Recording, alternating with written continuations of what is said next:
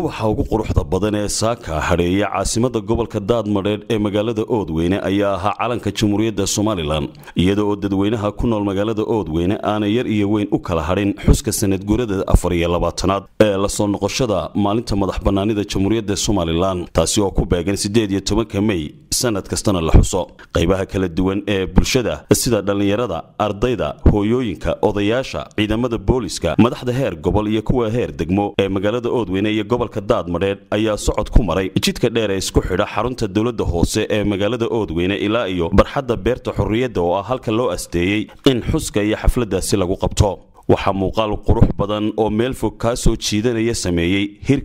hiraya ee casaanka cadaanka iyo akhtarka ah oo ah qaybaha kala duwan ee calanka Jamhuuriyadda Soomaaliland isla markaana uu si weyn uga muuqdo tawxiidku iyadoo codka shimbiruhuna uu ahaa mid dhagaha u culay qaybihii bulshada kala duwana ee ka soo qayb galay isla markaana cadceedda u taagnaa xuska iyo weynaynta 18 May kuwaasi oo aan la dareemahayn isla markaana u adkaystay fallaaraha qorraxda ee sida tooska ugu dhacayay barxadda ay taagnaayeen balse ay waxa soo dhan ka weynayd jacaylka ay qarannimadooda u hayaan furutaankii munaasabadaasi waxa ka hadlay maayarka degmada Oodweyne Cabdixakeen Nuur Muuse isagoo uga mahad celiyay dadweynaha xaafadaha kala duwan ee magaalada Oodweyne sida fiican ee ay isugu soo abaabuleen xuskan iyo u soo baxa maalintan ballaaran waxaana uu tilmaamay qiimaha maalinta 18 May ay u leedahay qaranka iyo shacabka Soomaaliland gudoomiyaha gobolka Daadmareed Cali Cawil ayaa isna si qoto dheer u sharaxay taariikhda Jamhuuriyadda Soomaaliland iyo waayihii kala duwanaa ee qarankani uu soo maray isagoo xusay fariinta ay xambaarsan tahay 18 May ee qarankan ay ugu fadhido iyo waliba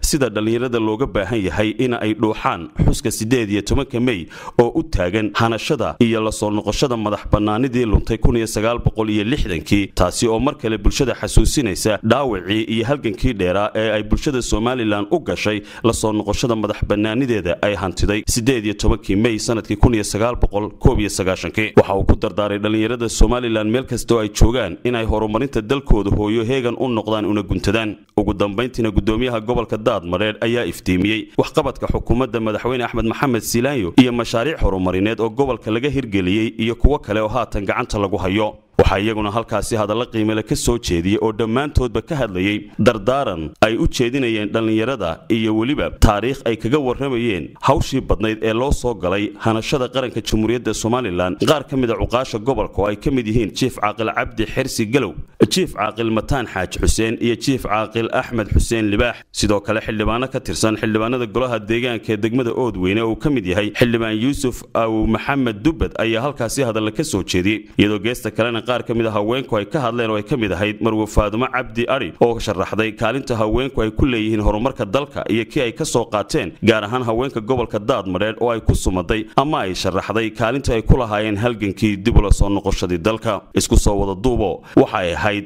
markii ugu horeysay ee 18 May ku qaatay magaalada Oodweyne balse waxa ugu badan indhahaygu soo jiiteen ayaa ahayd dhismayaal fara badan oo magaalada laga hirgeliyay iyo jidad laamiya geesta kalena waxa markii ugu horeysay kala qayb galay xuska dadka ku nool magaalada Oodweyne fanaaniin qaranka Jamhuuriyadda Soomaaliland kamid ah kuwaasi oo si weyn u gilgilay maskaxda iyo dareenkii dadweynihii ka soo qayb galay kadib markii ay soo bandhigeen maadays la yaab leh oo ku saabsan taariikhdii loo soo maray dalka iyo waliba fariin ay xambaarsanayd oo ku saabsanayd in lagu fara adeego gobonimada qarannimada Jamhuuriyadda Soomaaliland